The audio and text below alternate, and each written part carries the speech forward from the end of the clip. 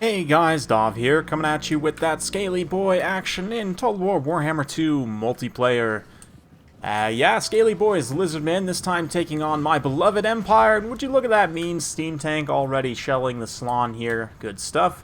For the front line, we've got some Saurus and the cohort of Sotek here, a couple of Javelin Skinks, so relatively narrow. We've also got a Skink Chief on the ground, and a Skink Priest Lore of Beast to summon Manticores. Also got some Cold One Riders here, 4 Cold One Riders, just the shielded ones. Found to be very cost effective at 850 points.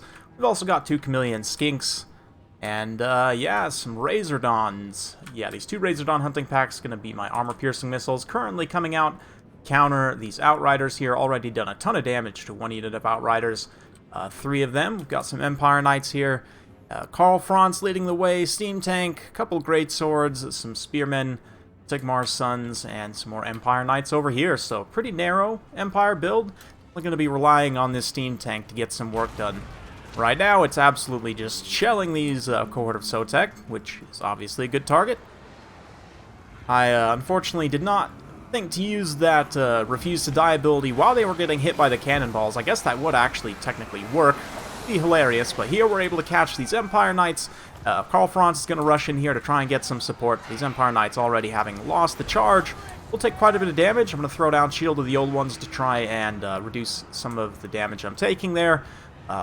Banishment also coming, and this is what you guys really came for, is for this. The SLAAN is now going to cast some Hand of Glory on himself and fight the Steam Tank in melee, which you might think is absolutely ridiculous, and you're right, but the Steam Tank only has 10 melee defense. With 48 melee attack, the SLAAN will be getting consistent hits against the Steam Tank, and although it doesn't do much armor-piercing damage, it's going to be doing some damage, absolutely. Those Great Swords absolutely got wrecked by that Banishment as well.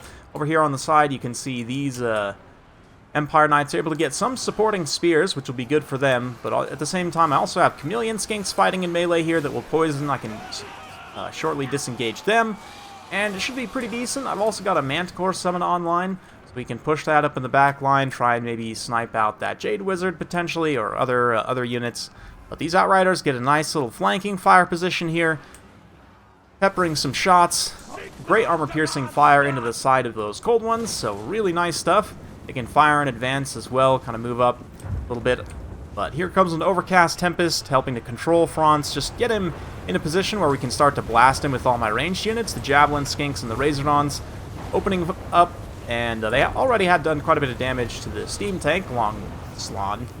Just kidding. I don't know if the SLAAN actually did any damage, but Manticore came down to try and snipe the Jade Wizard. Did quite a bit of damage to him, but Franz, being the Chad that he is going to come over here and just dump all over this Manticore. Meanwhile, on the front line, a little bit of apotheosis. All those Cold One Riders trying to keep their models sustained, even though they're taking quite a bit of damage here.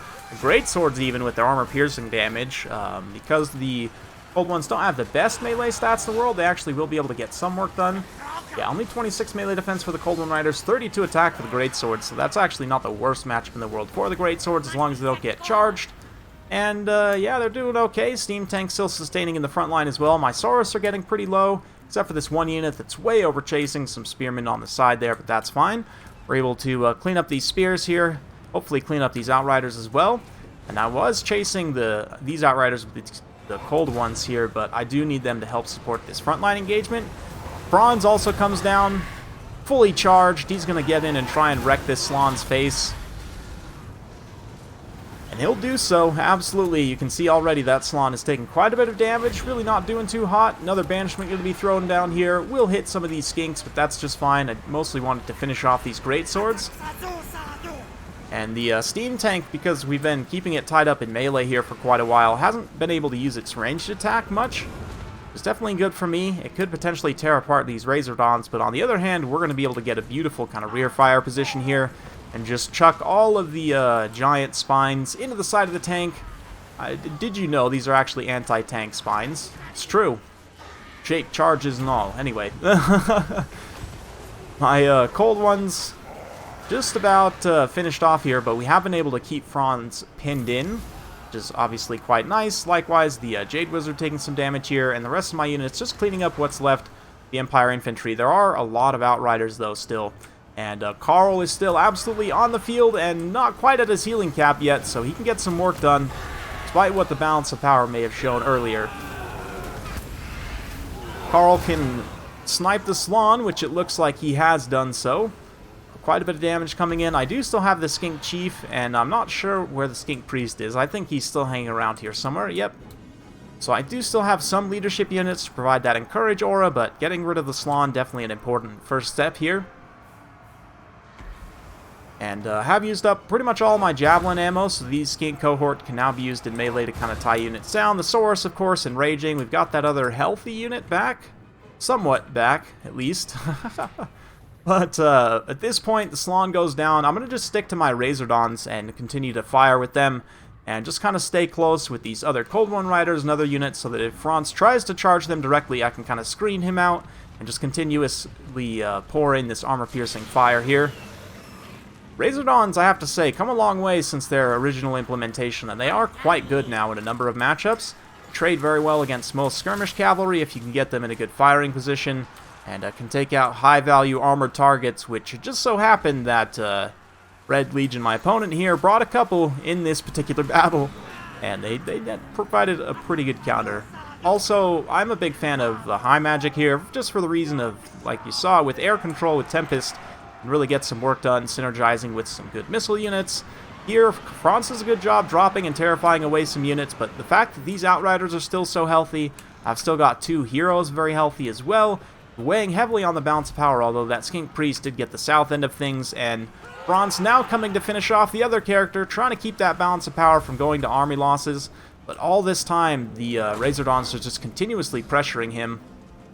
Poor little Skink Bros getting absolutely bullied. Razordons, Red Legion doing his best to throw those Outriders in, but it looks like we are going to hit army losses, unfortunately. Franz not going to be able to chat out all of these units. There are still quite a few Saurus there as well. And those Chameleon Skinks I forgot about, so a little bit understandable, but still. Very fun battle. Well played to Red Legion. A Steam Tank, I'm a big fan in certain matchups, but this is one matchup where I think it's pretty risky. Not only do the Lizardmen have good missile options to try and counterfire, as you saw here, but also, I mean, Carnosaurs are very scary for it. Even just regular Cold One Riders can trade very cost-effectively into a Steam Tank, so it's a fun pick, certainly, in this matchup, but I don't think it's necessarily ideal here. I do really like the pick of the Outriders, though. Great Swords can be okay, especially if you have attack buffs, like if you have, you know, a Sigmar Priest, a Warrior Priest, or even if you take, like, a Self-Healing Lord, and you may maybe take like Volkmar for support, or even take Boris perhaps, and then take Lore of Light. Actually, yeah, maybe we'll save that for just a minute. Anyway, from my side, the High SLAAN did his job, even though he paid the ultimate price. Likewise, the Skink Priest and Skink Chief also did their jobs, helping to sustain leadership. The Skink Chief was just continuously picking away at Franz and the Steam Tank as well, just generating value that whole time. Saurus Warriors helping mop the front line. Nice to have that kind of backbone there.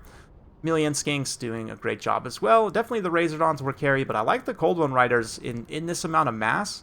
They're not too expensive. You can kind of throw them into various places and they'll perform well in different situations, and it gives you a lot of mobility, which is not something that the Lizardmen are generally known for. They're not super fast, but certainly against Empire cavalry, Cold One Riders can trade cost effectively with most of them, as long as you don't eat the charge in the face. Yeah, for the Empire side, like I said, Steam Tank's a little bit risky. Just talking more about kind of great swords, lores of magic, and so on. Franz is certainly very strong here, although he is vulnerable up in the air, so there is an argument to be made that you should perhaps take him on the ground even, although he does have pretty low HP, and again, can get stepped on a Carnosaur. Volkmar is a lot more tanky, is a lot more snipe-proof, not really going to do damage to any of the dinos, and he'll have a hard time with Saurus Mass pulling through on his chariot, but he can clear out the infantry pretty effectively with his anti-infantry abilities, and just generally as a great support lord. This Hammer of Sigmar, Shield of Faith are super strong abilities, especially to synergize with great swords. You kind of keep him standing on top of the infantry fight, buffing up these great swords, and they will mop up, like, even Temple Guard with ease. Maybe not with ease, but they'll definitely do it. Especially if you can kind of stack that with potentially like a Lore of Light build here. Exorcism, the new immune to psychology benefit, very nice for the Empire against the Lizardmen, as your troops won't get terrified. by the big dinos. You can also take nets, of course, if you want to catch someone out, but this is the one I would definitely recommend. Barona's Time Warp. It lasts quite a long time, 50 seconds, a massive area of effect as well, so really nice for just mopping an infantry fight. And even just 2 great swords with this kind of a combo can be very powerful. And then from there, potentially we take like a warrior priest as well. Since we have Phos protection, we can give extra melee defense and defensive stats to some faith demis. So we're going to take Demigryph Knights here. You could even opt for the Royal Altdorf Griffites, but that's going to make this pretty expensive. And then definitely like the Spearmen with Shields. We'll grab 3 of them. Sigmar Sons also makes a pretty solid line. Honestly, I think I might take War Wagons in this matchup now. Like 2 or 3 War Wagons. And then let's grab... yeah. Maybe 1 Empire Knight here, and I'm missing my Pistoliers, which are pretty good for counter-firing the flying units, just in case they go with a lot of Pterodons or Ripperdactyls. I do think Pistoliers are going to be pretty good here, but don't really have too much spend right now. Empire Knights, they're just going to lose to most of the Lizard Cavalry, so instead, let's just grab some Pistoliers, and we can use the remaining funds. We could grab a 4th Spear, or we could chevron up these spears here to just make their leadership a bit better, melee defense a bit better, and everything. They'll hold up just more solid overall against most Lizardmen troops. But yeah, actually the great swords, I think, with the attack buffs, even trading against dinos, you have, you know, Volkmar nearby supporting their leadership. Potentially you could cut some of those chevrons and get this leadership ability here, this benediction. And, you know, with the spamming spells with Phos protection as much as possible, especially... you know, yeah, Exorcism with Phos protection, just spamming that as much as possible. And then, like, 1 big Barona's Time Warp at the right place at the right time can definitely win you the battle as well. So, just a little bit of food for thought. I haven't tried this build. I've tried similar builds in the past against Lizardmen that worked out okay, that even go, like, wider with Volkmar on foot. But that's just pretty risky, like with this. And you also don't have any terror, so it's a little bit weak in that way. But Volkmar's Wagon Train...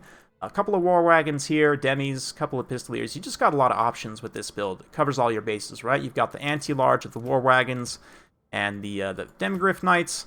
And, you know, Spearmen also can act as anti-large. The Pistoliers also. A lot of Lizardmen targets, besides the big dinos, like Cavalry at least, you can trade okay into, like, Cold One Riders. They don't have that much armor, right? Like, if we go ahead and take a look here.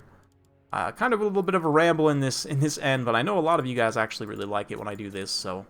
Lizardmen, yeah, the Lizardmen Cavalry, I think they have 90 armor, which is pretty good, but, you know, DPS of Pistoliers, especially given the low model count of Cold One Riders, only 36 models, if you can pick away a few models with Pistoliers, which you absolutely can, you know, it's great value, so... maybe this would work? I don't know. I'd have to test it out and try, but you guys let me know what you think down in the comments below. Hopefully you enjoyed. If you do like this sort of content, be sure to like, subscribe, hit that bell notification button, so every time I upload a new video, you'll be notified. Thanks again for watching, and we'll see you next time.